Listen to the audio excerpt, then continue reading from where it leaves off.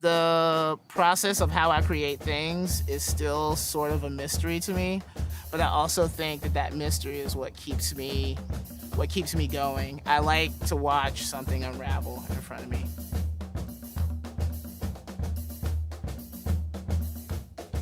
I think churches where I first performed, and this was back before the church even had a microphone. So I think most of the songs went to whoever could project the loudest. How well you sang was secondary. First, who could project? I carry a sense of projection in everything. Even in the writing, sometimes I feel like I have to write something to make sure that the people 100 miles away can read it. Like the words have to leap off the page, And even in my theater training, you have to perform as if the person all the way at the back of the audience is standing right in front of you. This sense of making your aura bigger than yourself. It was really my mother. My mother was really into writing. She was very into literature. She always kept lots of poetry in the house. There's books by Langston Hughes, Maya Angelou everywhere. Just a really strong sense of just Black literature. That persuaded me to kind of move into that. And then when I was about 13 or 14, I started doing underground magazines or zines. Yeah, I felt like that was an excellent way to kind of get across the writing because, I was reading punk zines at the time, and of course I grew up in probably the midst of like DIY culture. And what DIY culture teaches you, of course, is the powers that be are never going to talk to you specifically. If there's something that needs to be addressed, you yourself have to take control of that. And so that's where my writing always came out of.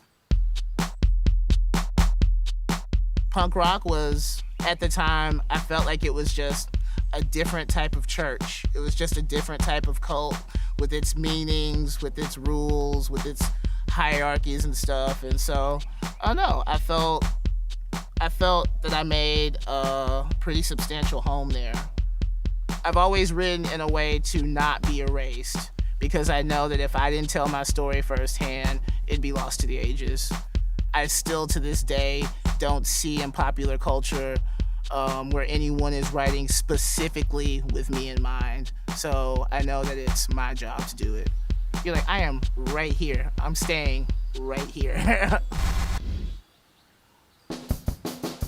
I wanted a new expression. I wanted a new way to create that would kind of combine like my writing alongside dance, alongside just a general theater practice. So I was living at this warehouse in Oakland and we had a ton of space. So I just started having open dance classes for anyone that would participate. And it was mostly kids in the scene, mostly punk kids, mostly different artists that didn't really move, but I wanted an eclectic scene of just, people that were interested in movement as art.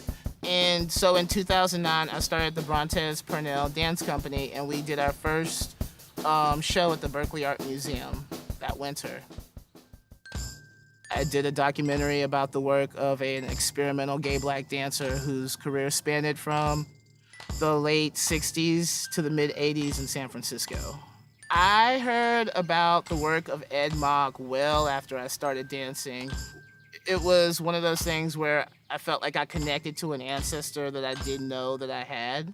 It was amazing to read about his life, and it filled in a lot of pieces about my own life.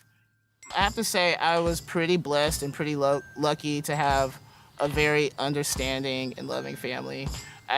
Some of the stories I hear from other people who grew up queer are just completely terrifying.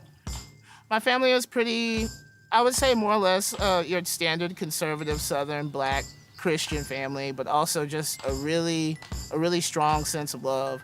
There are kids I know who grew up with 2 and 3 times the money that I grew up with, even with parents that could be considered liberals, but still their sexuality was a problem for them. And I think it really leaves a stain on you as a person if you don't have the support and love of your parents. And so I think one of the biggest keys of my success was I had supportive parents.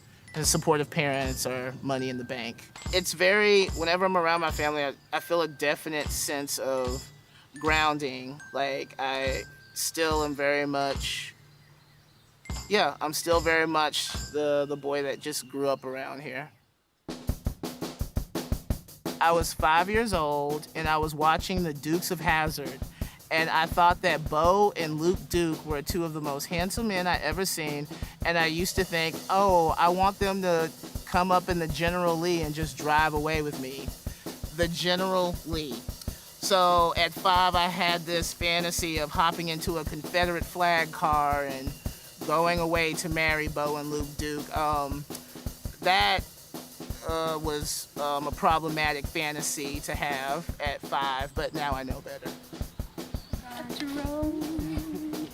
Take me home to the place I belong, West Virginia, Alabama.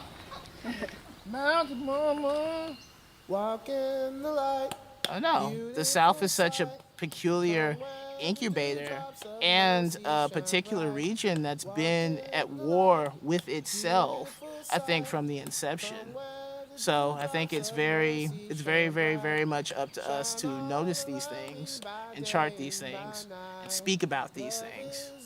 I would like for Alabama to be very much brought into the future because Alabama reaps very radical harvest, and so I do believe in it as a spiritual center. By day and by night, love is the light of the world.